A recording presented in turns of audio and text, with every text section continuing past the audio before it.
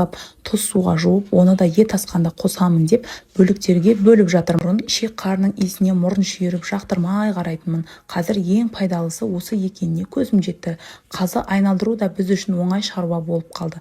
Барлық нәрсе опытпен келеді деген рас па екен? Өмір барлығын үйретеді. Бірақ мен де өте керемет келін емеспін. Себебі түскеніме 12 жыл болса да әлі сиыр сауа алмаймын. Соғым шүйгім болсын деп жақсы тілектеріңізді комментарийге жаза кетіңіздер. Сіздермен болған шымкенттік келіндеріңіз Ләззат. Барлықтарыңызға үлкен рахмет. Кеше ауылдан осылай ет келіп, бүгін соларды реттеуге кірісіп кеттім. Келін болып түскенде мұның бірін де білмейтінмін ғой. Бала күнімде мұндай істерді әкем жасайтын. Ал сіздің үйде мұндай тірлікті кім жасайды?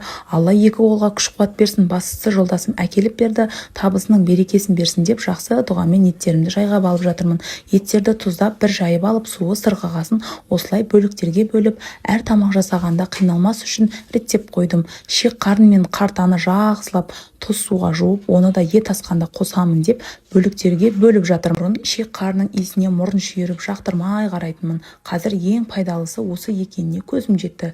Қазы айналдыру да біз үшін оңай шаруа болып қалды. Барлық нәрсе опытпен келеді деген рас па екен? Өмір барлығын үйретеді. Бірақ мен де өте керемет келін емеспін. Себебі түскеніме 12 жыл болса да әлі сиыр сауа алмаймын. Соғым шүйгім болсын деп жақсы тілектеріңізді комментарийге жаза кетіңіздер. Сіздермен болған шымкенттік келіндеріңіз Ләззат. Барлықтарыңызға үлкен рахмет.